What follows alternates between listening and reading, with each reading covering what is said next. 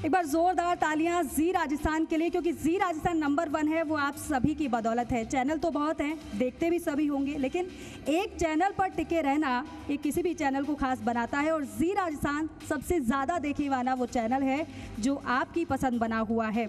और अब इस कार्यक्रम की श्रृंखला में मैं आगे बढ़ रही हूँ और स्वागत उद्बोधन के लिए मैं उन्हें बुलाना चाहती हूँ जिनका 2 दशक से ज़्यादा पत्रकारिता का अनुभव है। राजनीति समेत तमाम खबरों पर उनकी मजबूत पकड़ है और हर खबरों का सटीक विश्लेषण उनकी पहचान है। मैं बुलाना चाहूँगी चैनल हेड जी राजस्थान के डॉक्टर मनीष शर्मा सर को। सर, जोरदार तालियां एक बार मनीष सर के लिए भी।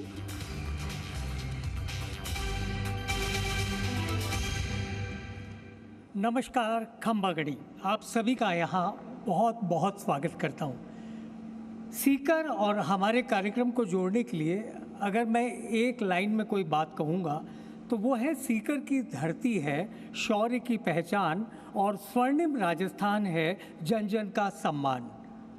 जी राजस्थान के इस कार्यक्रम में आज हमारे बीच पधारे प्रदेश के ऊर्जावान यूडीएच मंत्री झाबर सिंह खर्रा साहब, बीजेपी के प्रदेश उपाध्यक्ष मुकेश दाधी जी, इसके अलावा हमारे सुभाष मील साहब विधायक जी, जगन्नाथ जी, और इसके अलावा पुलिस कमान की जो पूरे मुखिया के तौर पर कमान संभाले हुए हैं प्रवीण नायक नूनावत जी, जो एसपी हैं सीकर जिले के। आप सभी जी राजस्थान को बहुत प्यार देते आए हैं और आपका ये प्यार का सिलसिला लगातार जारी है और उसी की बदौलत आज जी राजस्थान प्रदेश का सबसे प्रमुख चैनल, नंबर 1 चैनल गिना जाता है। एसएल समूह के चेयरमैन डॉक्टर सुभाष चंद्रा की हमेशा से यही सोच रही है कि जिस तरह विकसित राज्यों के बिना आप एक विकसित राष्ट्र की कल्पना नहीं कर सकते, ठीक उसी तरह अगर आप किसी प्रदेश को विकास के सोपान पर ऊंचा पहुंचाना चाहते हैं तो ज़रूरी है कि प्रदेश में शामिल तमाम जिलों का सर्वांगीण विकास किया जाए। और उनकी इसी भावना को, उनकी इसी परिकल्पना को हम पहुंचाना चाहते हैं सभी जिलों तक। और इसीलिए स्वर्णिम राजस्थान कार्यक्रम को आज हम पहुंचे हैं लेकर शेखावाटी की प्रमुख धरा सीकर की धरती पर। डॉक्टर सुभाष चंद्रा ने हमेशा जिन सामाजिक सरोकारों को आगे बढ़ाया, जी राजस्थान शुरू से ही उनका पैरोकार रहा है।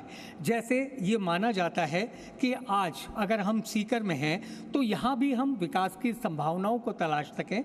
उन विकास की संभावनाओं को हम जिला प्रशासन, खासतौर पर संबंधित मंत्री, और सौभाग्य की बात जो यूडीएच मंत्री साहब झाबर सिंह खर्रा जी हैं वो इसी इलाके से सीधे तौर पर सरोकार रखते हैं, तो इसलिए इस वीरों की भूमि में उनका इस कार्यक्रम में मौजूद रहना निश्चित रूप से एक बड़ी उपलब्धि कही जा सकती है।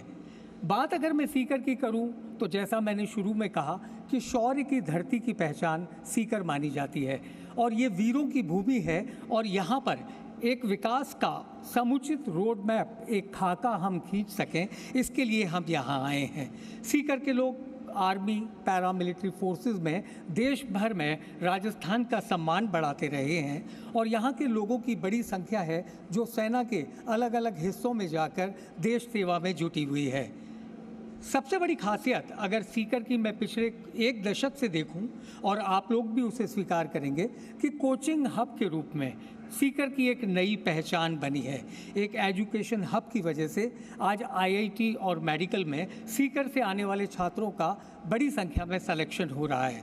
ये लगातार बढ़ता हुआ अनुमान इंडस्ट्री के तौर पर एक नए आयाम भी गढ़ रहा है और इसीलिए इस सीकर को आज देश के मानचित्र पर एक अलग पहचान मिली है। खाटू श्याम जी का जिक्र किए बिना मैं अपनी बात को समाप्त नहीं कर सकता। ये वो एक पवित्र और ऐतिहासिक स्थान है जो देश भर ही नहीं बल्कि विदेश के लोगों में भी आस्था का एक प्रमुख केंद्र है।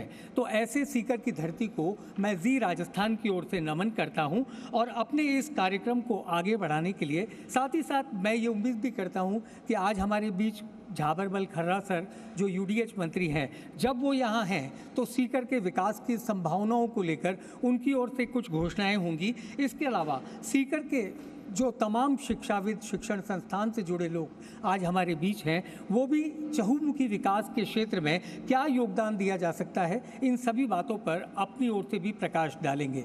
आप सभी आगंतुकों का एक बार फिर सम्मान। जय जय राजस्थान।